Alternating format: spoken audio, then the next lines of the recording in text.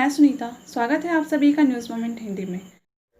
आज मैं आप लोगों का परिचय एक ऐसे व्यक्तित्व के साथ करवाने जा रही हूँ जिन्होंने अपने जीवन में महात्मा गांधी जी को अपना आदर्श माना है, जिन्होंने हमेशा कोशिश की है कि समाज के गरीब लोगों के बीच शिक्षा का प्रचार प्रसार हो।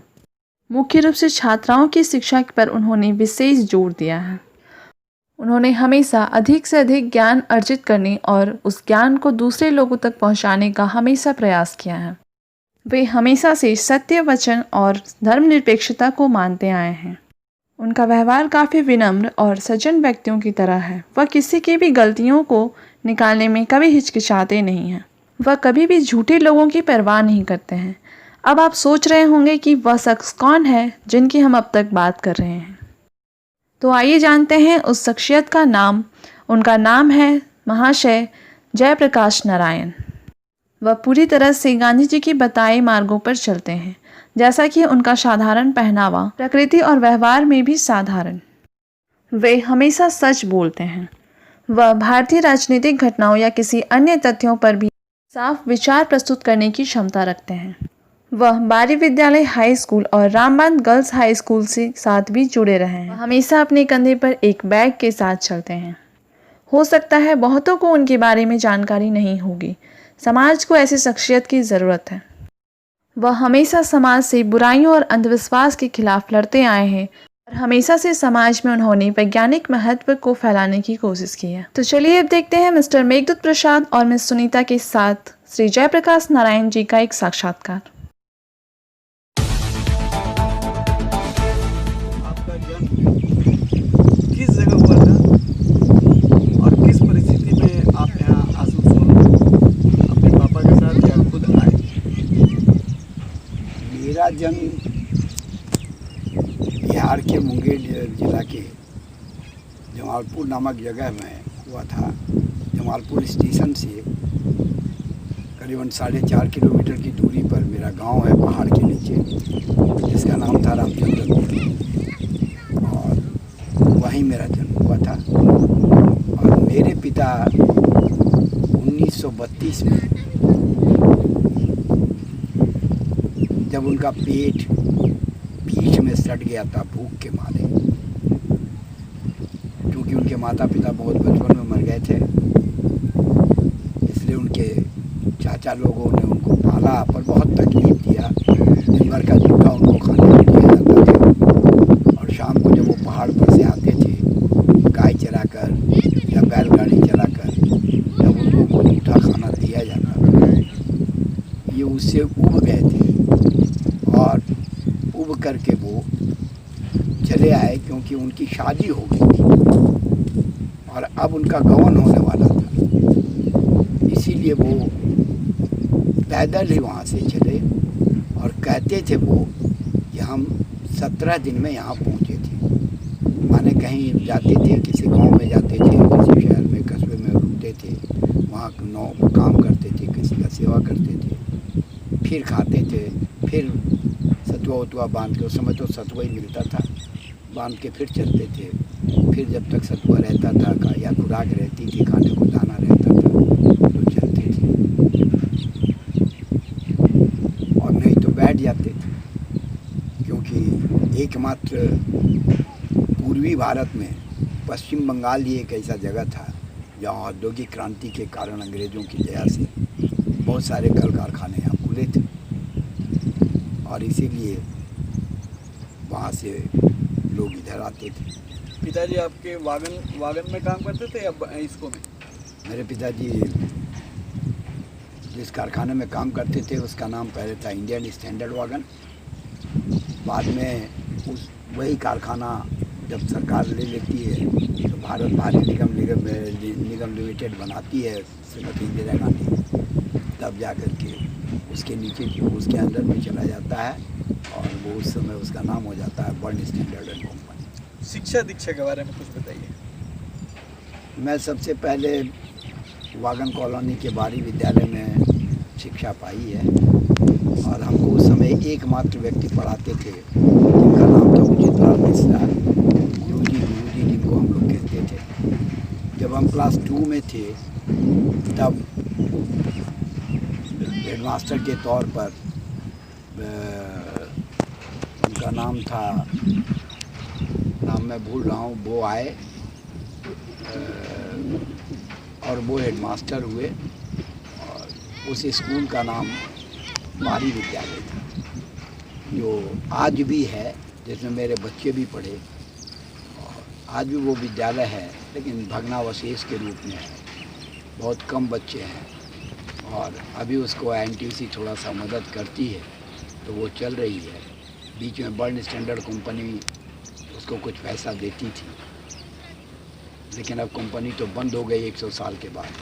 1918 में ये कंपनी बनी थी, ISW इंडियन स्टैंडर्ड वागन, और 2018 में आदरणीय मोदी जी के दया से वो कारखाना बंद हो गया।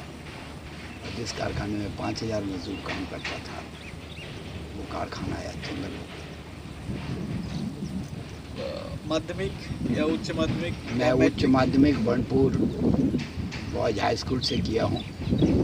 मैं पश्चिम बंगाल का दूसरा हायर सेकेंडरी बैच हूँ, पर दुर्भाग्यवशात जिस समय मेरी फाइनल परीक्षा थी, उसके पहले यहाँ पर हिंदू विरोधी आंदोलन हुआ था और स्वर्गीय हरधन राय साहब बांग्ला के पक्ष में स्कूलों को बंद करा रहे थे, और मैं एक हिंदी भाषी होने के नाते अपने स्कूल को खुला रखना चाहता था।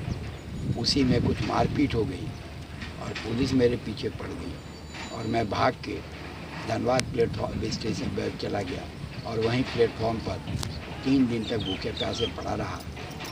उस समय मेरे पॉकेट में सिर्फ 14 आना पैसा था, जो हमारे हेडमास्टर श्री स्वर्गीय हिमांशु शेखर मजूमदार ने हमको दिया था और कहा था कि बेटे पुलिस तुमको खोज रही है, तुम भाग जाओ। और मैं ईस्टर्न रेलवे हाई स्कूल में परीक्षा दे रहा हूँ। उसके बाद आप शादी आपने कब की?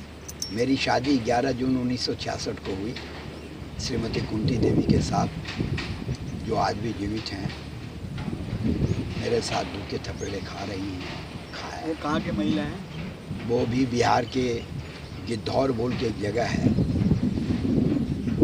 वहीं की।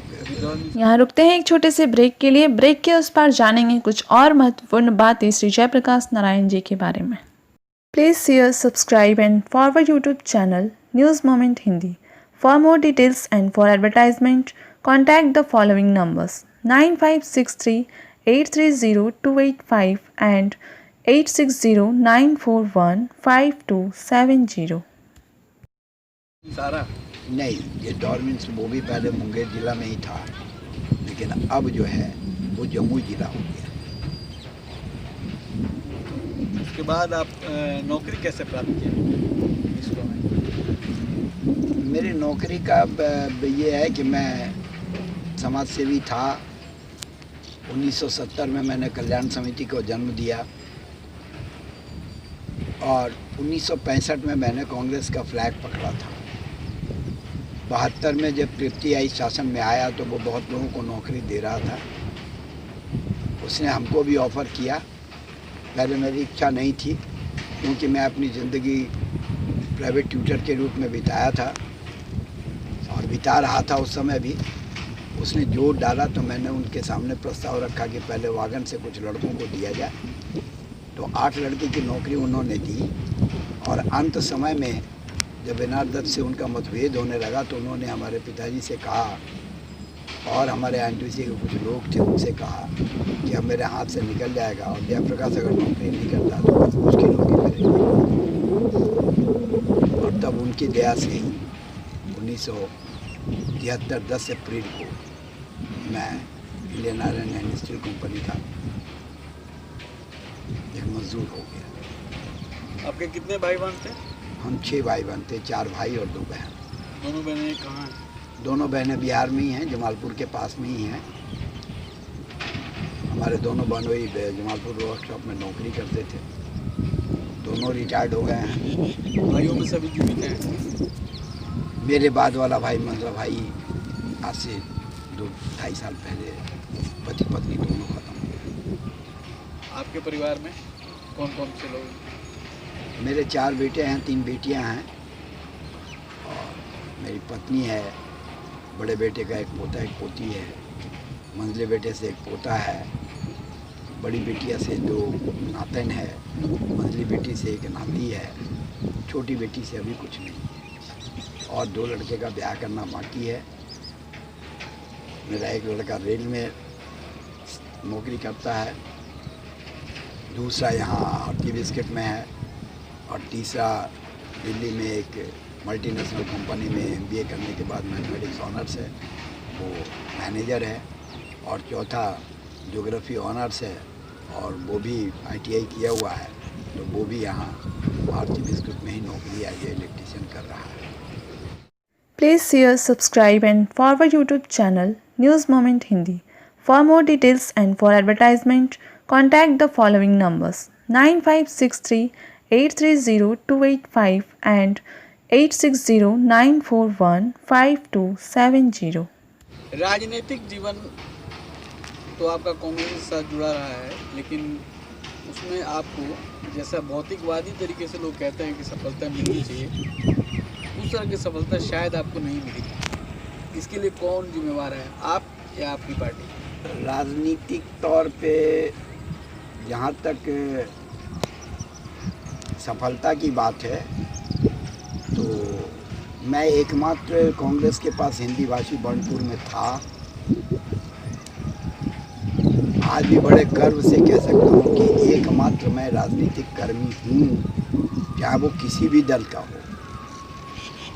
और लोगों का प्यार मुझको बहुत मिला, सभी हिंदी भाषा भाषियों का, बांग्ला भाषा भाषी, चाहे किसी भी तरह का, क्योंकि मैं राजनीति को कभी पेशे के रूप में व्यवहार नहीं किया। पर ये बात ज़रूर है कि पार्टी हमको कभी भी डिस्ट्रिक्ट लेवल तक भी नहीं ले जा पाई, क्योंकि हमारी पार्टी में हमेशा ग्रुपिज्म होता है, और उस ग्रुपिज्म में मैं कभी अपने को खपा नहीं पाया, और मेरे पास पैसा तो था ही नहीं, और सबसे बड़ा माइनस पॉइंट था कि मैं हिंदी भाषी था। महोदय, अगर आपको पता हो तो आप देखें तो देखेंगे कि रानीगंज दामोदर से लेकर के बराकर दामोदर तक की जनसंख्या जो है वो हिंदी भाषियों की 87% है करीबन, लेकिन इसके बावजूद भी राजनीतिक शक्ति आज भी शून्य है। बहुत मुश्किल से जितेंद्र तिवारी आज TMC में जाने के बाद एक मेयर हो पाया। तो आप मानते हैं कि कांग्रेस के अपेक्षाकृत TMC ने हिंदी भाषियों को ज़्यादा महत्व दिया? नहीं, ये उनकी मजबूरी थी, क्योंकि आसनसोल म्यूनिसिपैलिटी का गठन अंग्रेज़ों के समय में हुआ था। पहले ये एक बोर्ड के तौर पर था, और इसको एक अंग्रेज इसके चेयरमैन थे, उन्हीं की देखरेख में चलता था। आज़ादी के बाद भी ये उसी तरह से चलता रहा, और जब गाँव बुधवाऊ यहाँ पर मेयर हुए सर्वप्रथम, जब ये कॉरपोरेशन म्यूनिसिपल कॉरपोरेशन आया, तो उसके बाद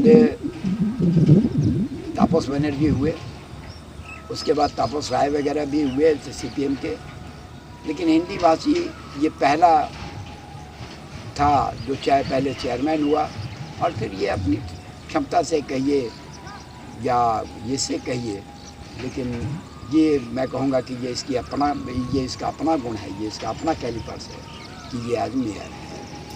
मैं भले TMC नहीं करूँ, पर TMC में भी हिंदी भाषियों की वही हालत है जो हालत कांग्रेस में है, जो हालत CPM में है, जो हालत BJP में है। CPM वाले तो CPM में बहुत सारे लोग हिंदी भाषी रहे हैं, लेकिन उच्च नेतृत्व में कोई नहीं था। इसका क्या कारण? हिंदी भाषियों में प्रतिभा की कमी या पार्टी की मानसिकता? हिंदी भाषियों में प्रतिभा की कभी कमी नहीं रही। हिंदी भाषियों की सबसे बड़ी कमी है कि वो एक नहीं है, इकट्ठे नहीं।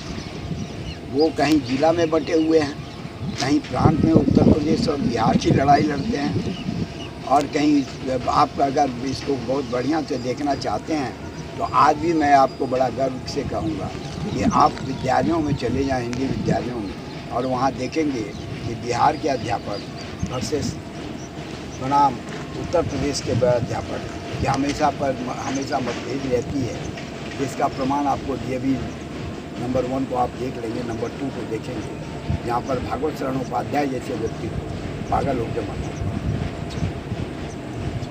इसके लिए मैंने ग्रुपिज्म ज़्यादा प्रभावपूर्ण रहा है। नहीं, हिंदी भाषा भाषियों के पास सबसे बड़ा अभाव रहा है कि ना तो ये अपने वर्तमान के बारे में सही ढंग से सोच पाते हैं, ना ये अपने भविष्य के बारे में सही ढंग से सोच पाते हैं, और ये यहाँ पर रहने के बावजूद भी ये अपने को बंगाली नहीं मानते। ये सोचते हैं कि हम एक व्यवसाय के लिए आए हैं, यहाँ नौकरी, ये पहले भावना थी, लेकिन जब से कल कारखाने बंद हो गए, लोगों को भागना पड़ गया, तो जो अब यहाँ टिक गए हैं वो अपने को बंगला भाषा के साथ मिला रहे हैं। लेकिन आज से 15 बरस 20 बरस पहले तक हिंदी भाषियों के बीच में एक ही मानसिकता थी कि हम सिर्फ यहाँ कमाने आए हैं, यहाँ बोरा पे सो जाएंगे और पैसा गांव भेज देंगे, और जिससे होगा जैसे पहले गिरमिटिया मजदूर होता था।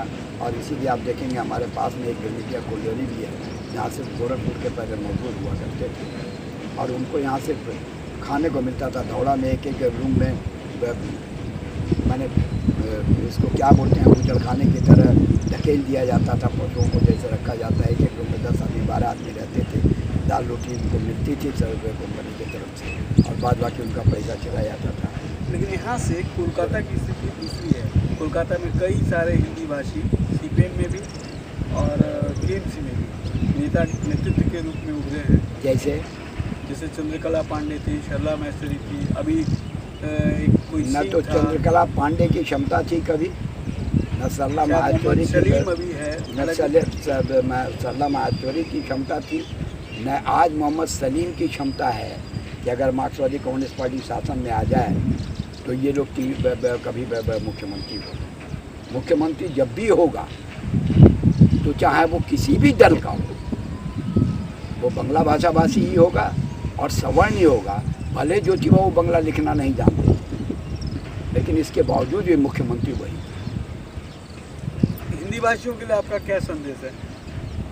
हिंदी भाषियों के लिए इतना ही संदेश है कि अपने बच्चों को, आप यहाँ पर आए हो, आपके पूर्वज कभी आए थे पानी भरने होते थे, टिफ़िन पहुँचाने के लिए, कूलीगिरी करने के लिए, दिहाड़ी मजदूर के लिए आप यहाँ आप जमे हो, जूट मिलों में आप हो। हम लोग आसनसोल बर्नपुर में भी बहुत सारे लोग अब यहीं के वासी हो गए हैं।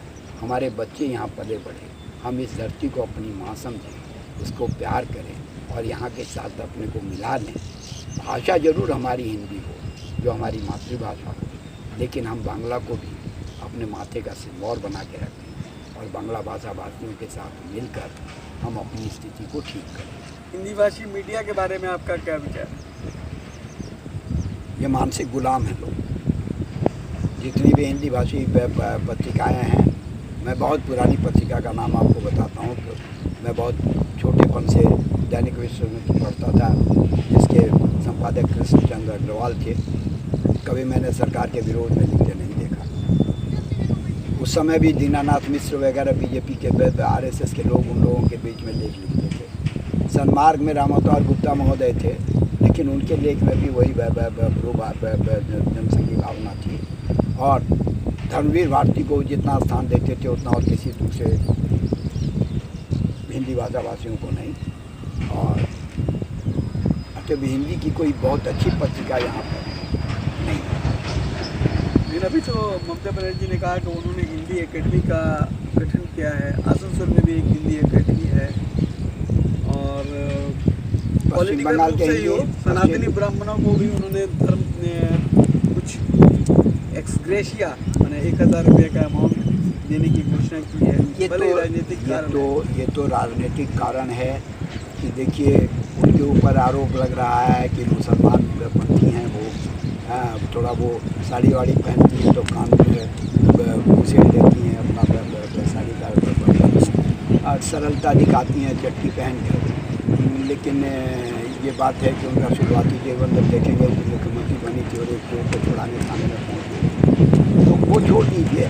लेकिन रह गई हिंदी की बात, तो हिंदी भाषा भाषी थोड़ा जागरूक हुए हैं, तो एक वोट के रूप में पूंजी हो रहे हैं, तो थोड़ा लोग उनकी तरफ झुकेंगे ही, और कोई कारण नहीं है। हिंदी अकादमी है, आप मानने बता दें, आप तो हमसे ज़्यादा बड़े बुद्धिजीवी होंगे कि हिंदी अकादमी है तो पश्चिम बंगाल के हिंदी अकादमी का संपादक कौन है, अध्यक्ष कौन है, उसकी कार्यकारिणी सदस्य कितने हैं, कौन कौन लोग हैं?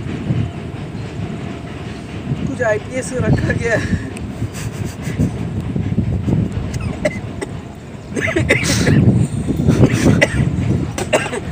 आसनसोल में आदरणीय उमा सराफ और मनोज यादव, उसमें मनोज यादव बेचारा थोड़ा ज़्यादा, जब से वो सचिव हो के आया है वो लोगों को जोड़ रहा है, हिंदी भाषियों को, ये बात एकदम निश्चित है।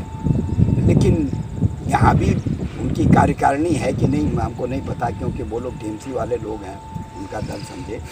मैं तो एकेडमी का भी उपयोग मतलब पार्टी के रूप से हो रहा है, आपको ये लगता है? एकदम निघात, जिसका प्रमाण है आदरणीय जितेंद्र तिवारी का वक्तव्य, चाहे वो पिछले साल का आप हिंदी दिवस के दिन देख लें, मंच पर उन्होंने वक्तव्य रखा था हिंदी भवन में, वहाँ भी उन्होंने वक्तव्य रखा था। वो तो दल के लिए है हिंदी अकादमी। पश्चिम बंगाल में मार्क्सवादी कम्युनिस्ट पार्टी जिस तरह का अत्याचार किए और जिस तरह का संगठन किए, आज टीएमसी को भी उसी पद पे जाना पड़ रहा है और उसी पद पे चल रहा है। पश्चिम बंगाल तो बर्बाद हो गया। आप बताइए ना, मैं बर्नपुर में रहता हूँ, कब ये लोग 11 में शासन में आए कि 9 में, 10 या 11 में ये शासन में आए। एक भी प्राइमरी स्कूल बना क्या हमारे यहाँ? कुछ प्राइमरी स्कूल हुए हैं, जैसे कि रेल पार्क में कुछ हुआ, प्रेमचंद विद्यालय हुआ है। नहीं, हम बर्नपुर की बात कर रहे हैं। मेरे बर्नपुर में तो हमको नहीं दिखता।